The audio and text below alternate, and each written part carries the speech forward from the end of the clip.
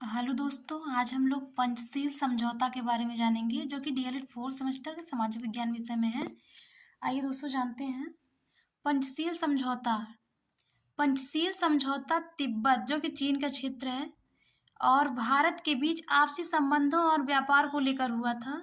29 अप्रैल 1954 को भारत और तिब्बत के बीच व्यापार और शांति के समझौते पर हस्ताक्षर किया गया। ये समझौता भारत के प्रधानमंत्री पंडित जवाहरलाल नेहरू, ठीक है, तथा चीन के पहले प्रीमियर मतलब प्रधानमंत्री चाओ एन लाई के बीच हुआ। दोस्तों ये बहुत इंपॉर्टेंट है, पूछा जाता है।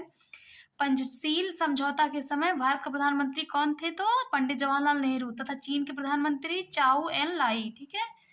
पंचशील शब्द ऐतिहासिक बौद्ध अभिलेख से लिया गया है। पंचशील के 5 सिद्धांत। दोस्तों ये डीएलएड में कई बार पूछा गया है। दोस्तों ये कई बार पूछा गया है। पहला है एक दूसरे के आंतरिक मामलों में हस्तक्षेप न करना। दूसरा है एक दूसरे देश पर आक्रमण न करना।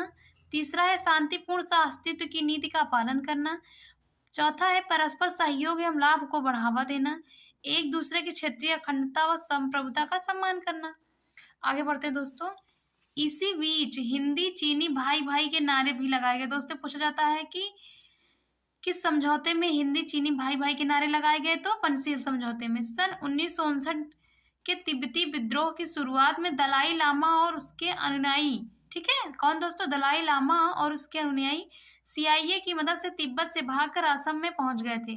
भारत ने उन्हें शरण दी। बस यहीं से भारत और चीन के बीच पंचशील समझौता खतरे में पड़ गया, क्योंकि समझौते में लिखा था एक दूसरे के आंतरिक मामलों में दखल न देना।